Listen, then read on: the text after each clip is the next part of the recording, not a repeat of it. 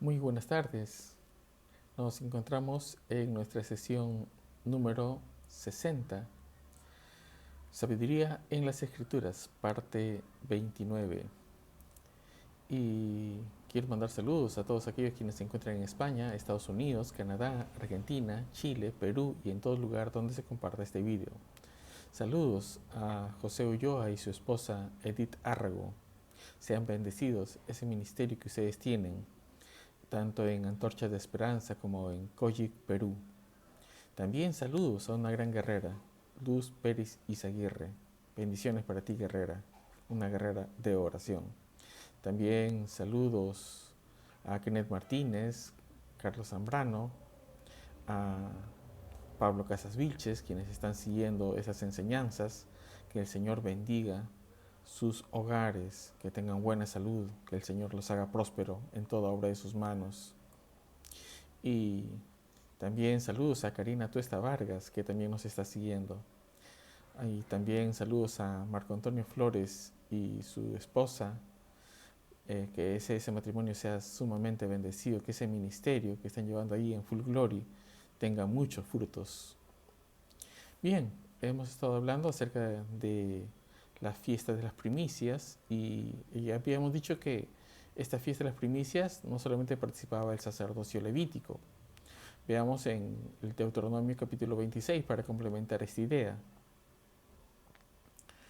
Eh, Capítulo 26, verso 3. Dice: Y te presentarás al sacerdote que hubiere en aquellos días, y le dirás: Declaro hoy a Jehová tu Dios que he entrado en la tierra que juró Jehová a nuestros padres que nos daría. Y el sacerdote tomará la canasta de tu mano y la pondrá delante del altar de Jehová tu Dios.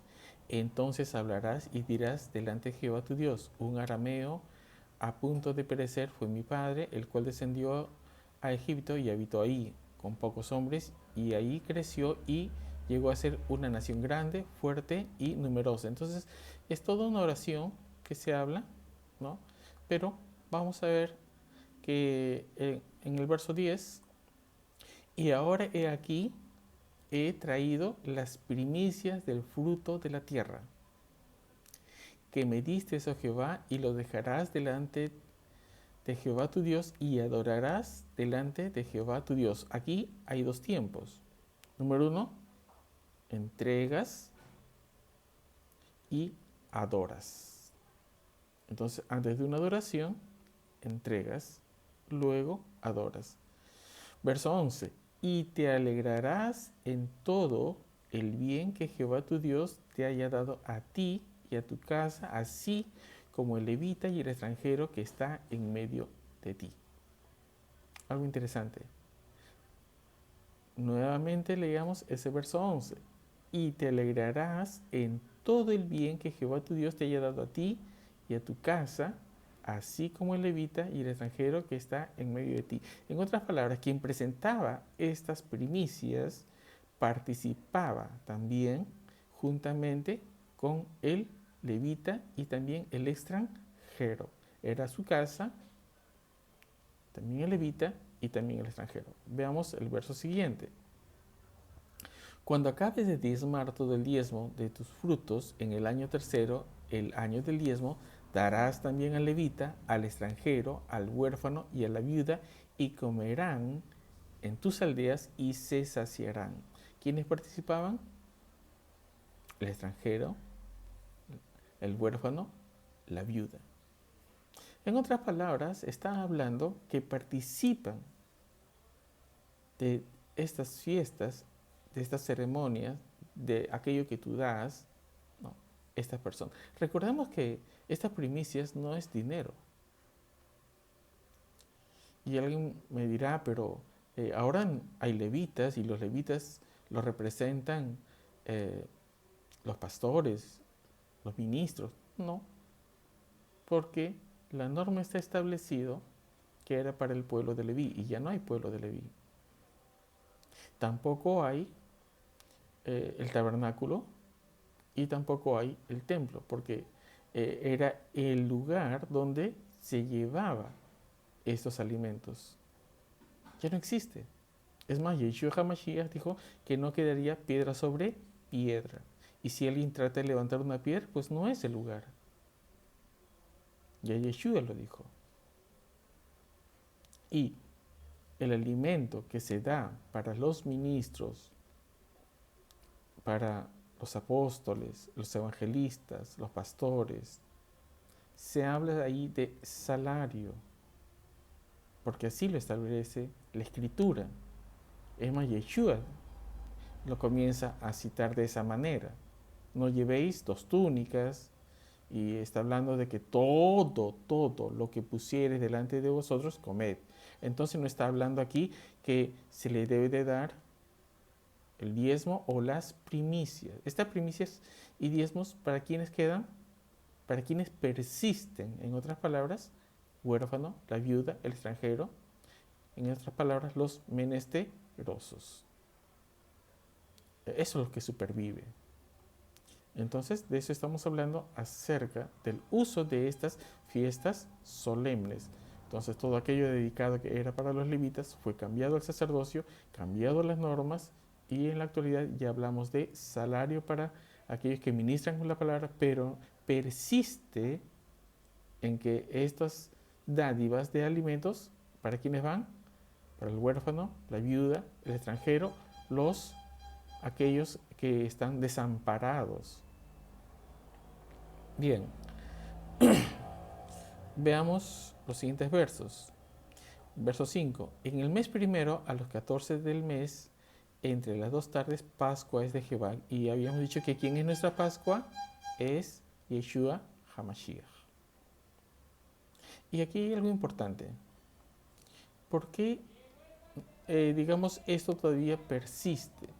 Y aún Yeshua HaMashiach dijo, haced esto en memoria de mí. Entonces, cada vez que nosotros nos reunimos para hacer una santa cena, lo que estamos haciendo es la misma, es la Pascua, ¿no? Y nosotros no estamos diciendo, no hay que hacerlo porque es una fiesta que pertenecía a los judíos. No, lo hacemos, sino que a veces no sabemos reconocer de dónde nace y qué es lo que significa esta Pascua.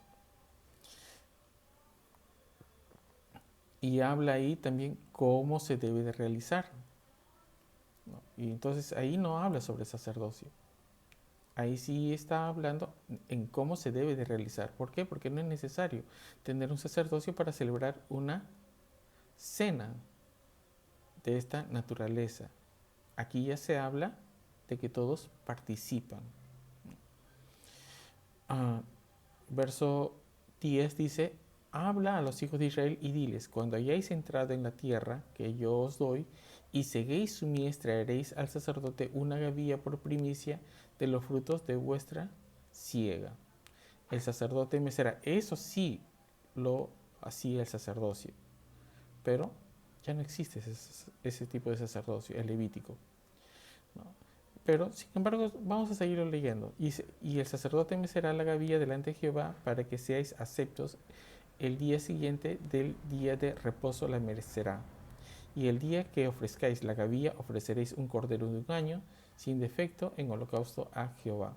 Su ofrenda será 2 décimas de efa de flor de harina amasada con aceite, ofrenda encendida a Jehová, olor gratísimo.